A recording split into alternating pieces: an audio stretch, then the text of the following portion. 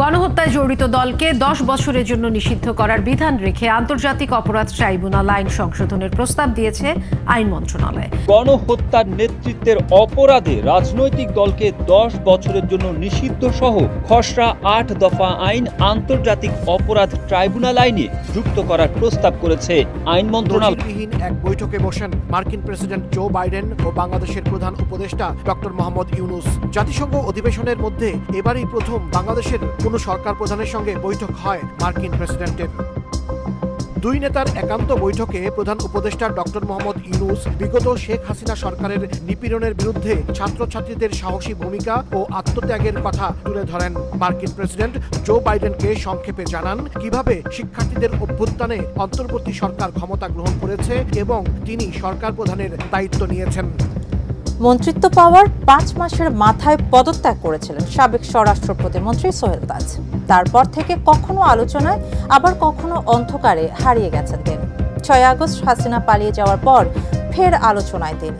এবার শেখ হাসিনা ও আওয়ামী লীগ নিয়ে বিস্ফোরক মন্তব্য করেছেন তিনি। হাসিনাকে নিয়ে কি বললেন সোহেল তাজ, জানাচ্ছেন সহকর্মী মোহাম্মদ সোহাগ বিশ্বাস। আরো একটি আপডেট নিউজ নিয়ে হাজির হয়ে গেলাম আপনাদের সামনে। দর্শক, 10 বছরের জন্য এবার নিষিদ্ধ হতে যাচ্ছে আওয়ামী লীগ।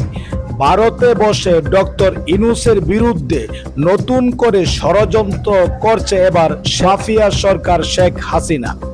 দর্শক শ্রোতা, ডক্টর ইউনূসকে সব ধরনের সহযোগিতা করবে এবার যুক্তরাষ্ট্র। হাসিনার বিরুদ্ধে অ্যাকশনে যাবে বাইডেন, একই বললেন। হাসিনার ভয়ঙ্কর রূপ ফাঁস করে দিলেন এবার সোহেল তাজ। দর্শক, অত্যন্ত গুরুত্বপূর্ণ আজকের এই ভিডিওটি, কেউ স্কিপ করে যাবেন না। ইতিমধ্যে ভিডিও শুরুতেই কিছু ভিডিও অংশ দেখেছেন, সম্পূর্ণ ভিডিওটি প্রমাণ সহকারে রয়েছে আজকের এই ভিডিওতে। কে কোন জেলা থেকে আজকে আমাদের এই ভিডিওটি দেখছেন অবশ্যই কমেন্টসের মাধ্যমে জানিয়ে দিন। দয়া করে আজকের এই ভিডিওটি আপনার সোশ্যাল মিডিয়াতে শেয়ার করে দিন। চ্যানেলে যদি নতুন হয়ে থাকেন, প্রতিনিয়ত সবার আগে আপডেট নিউজগুলো পেতে আমাদের এই চ্যানেলটি সাবস্ক্রাইব করে রাখুন ও একটি লাইক দিয়ে দেখতে থাকুন সম্পূর্ণ ভিডিওটি। নজিরবিহীন এক বৈঠকে বসেন মার্কিন প্রেসিডেন্ট জো বাইডেন ও বাংলাদেশের প্রধান উপদেষ্টা ডক্টর মোহাম্মদ ইউনূস। জাতিসংঘ অধিবেশনের মধ্যে এবারই প্রথম বাংলাদেশের কোনো সরকার প্রধানের সঙ্গে বৈঠক হয় মার্কিন প্রেসিডেন্টের। দুই নেতার একান্ত বৈঠকে প্রধান উপদেষ্টা ডক্টর মোহাম্মদ ইউনূস বিগত শেখ হাসিনা সরকারের নিপীড়নের বিরুদ্ধে ছাত্রছাত্রীদের সাহসী ভূমিকা ও আত্মত্যাগের কথা তুলে ধরেন। মার্কিন প্রেসিডেন্ট জো বাইডেনকে সংক্ষেপে জানান কিভাবে শিক্ষার্থীদের অভ্যুত্থানে অন্তর্বর্তী সরকার ক্ষমতা গ্রহণ করেছে এবং তিনি সরকার প্রধানের দায়িত্ব নিয়েছেন। অধ্যাপক ডক্টর ইউনূস বলেন, দেশ পুনর্গঠনে তার সরকারকে অবশ্যই সফল হতে হবে, আর এজন্য যুক্তরাষ্ট্রের সহযোগিতা প্রয়োজন। এ সময় ডক্টর মোহাম্মদ ইউনূসের নেতৃত্বাধীন অন্তর্বর্তী সরকারের প্রতি পূর্ণ সমর্থন ব্যক্ত করেন জো বাইডেন। বলেন, সব সহযোগিতা নিয়ে বাংলাদেশের পাশে থাকবে যুক্তরাষ্ট্র। বৈঠকে জুলাই বিপ্লব চলাকালীন শিক্ষার্থীদের আঁকা দেয়াল চিত্রের ছবি সম্বলিত দ্য আর্ট অফ ট্রায়াম্ফ শীর্ষক আর্ট বুক মার্কিন প্রেসিডেন্টকে উপহার দেন প্রধান উপদেষ্টা। এটা ছিল একটা রেয়ার মিটিং এবং আমরা একটু খোঁজ নিয়ে দেখেছি যে এই প্রথম বাংলাদেশের হিস্ট্রিতে বা ইউএনজি এর হিস্ট্রিতে যে একজন ইউএস প্রেসিডেন্ট বাংলাদেশের একজন হেড অফ গভর্নমেন্টের সাথে ইউএনজি এর সাইডলাইনে কথা বললেন। মিটিংটা খুবই বন্ধুত্বপূর্ণ ছিল। জো বাইডেন বলেছেন যে তার ফুল সাপোর্ট আছে বাংলাদেশের প্রতি, বাংলাদেশের ইন্টারিম গভর্নমেন্ট, প্রফেসর ইউনূসের যে ইন্টারিম গভর্নমেন্টের প্রতি, এবং উনি জানতে চেয়েছেন কি কি সাপোর্ট লাগবে আরও। হ্যাঁ, এবং উনি বলেছেন যে এই স্টুডেন্টরা যদি এত স্যাক্রিফাইস করতে পারে তাহলে আমরাও তো আরও অনেক কিছু করতে পারি বাংলাদেশের জন্য। এর আগে কানাডার প্রধানমন্ত্রী জাস্টিন ট্রুডোর সঙ্গেও বৈঠক করেন প্রধান উপদেষ্টা মোহাম্মদ ইউনূস। সংক্ষিপ্ত বৈঠকে বাংলাদেশ কানাডা সম্পর্ক জোরদারের বিষয়ে আলোচনা করেন দুই নেতা। সরকার প্রধান হিসেবে দায়িত্ব নেয়ায় অধ্যাপক ইউনূসের প্রশংসা করেন Trudeau.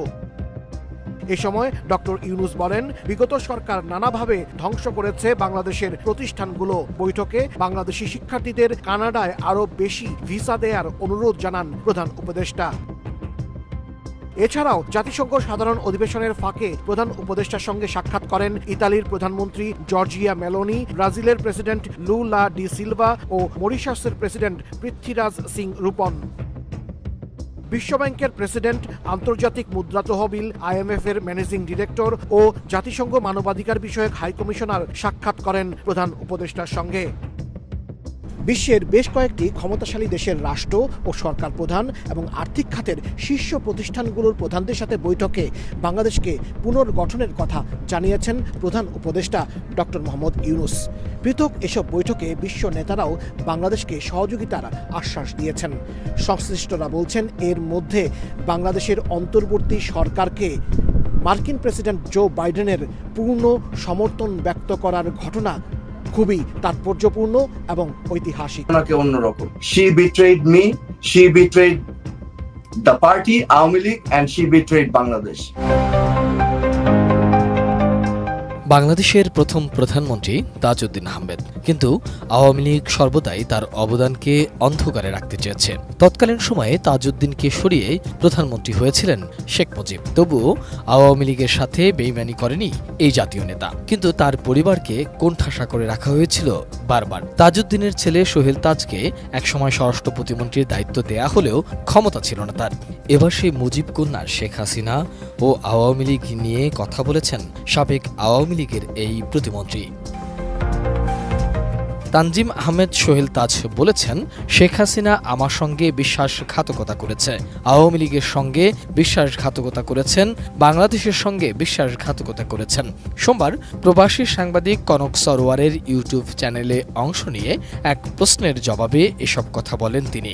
I felt completely betrayed. আমি ফিল করেছি, আমি আস্থা রেখেছিলাম আমাদের প্রধানমন্ত্রীর উপর। She betrayed me, she betrayed the party Awami League and she betrayed Bangladesh. দায়িত্ব নেয়ার 5 মাসের মাথায় কেন তিনি স্বরাষ্ট্র প্রতিমন্ত্রীর পদ থেকে পদত্যাগ করেছেন এমন প্রশ্নের জবাবে সোহেল তাজ বলেন, দায়িত্ব নেয়ার সময় আমি ইন্সপায়ার্ড ছিলাম যে বাংলাদেশে একটি গুণগত চেঞ্জ আসবে, একটা সিস্টেমেটিক চেঞ্জ আসবে। আমি সেই বিশ্বাস থেকে ইলেকশন করেছিলাম, প্রতিমন্ত্রীর দায়িত্ব নিয়েছিলাম। ইন্সপায়ার্ড ছিলাম যে বাংলাদেশে একটা গুণগত চেঞ্জ আসবে, একটা সিস্টেমিক চেঞ্জ আসবে। আমি সেই বিশ্বাস নিয়ে কিন্তু আমি ইলেকশন করেছিলাম এবং আমি প্রতিমন্ত্রীর দায়িত্ব নিয়েছিলাম। আমার অজান্তে অনেক ইনস্ট্রাকশন চলে যাচ্ছে।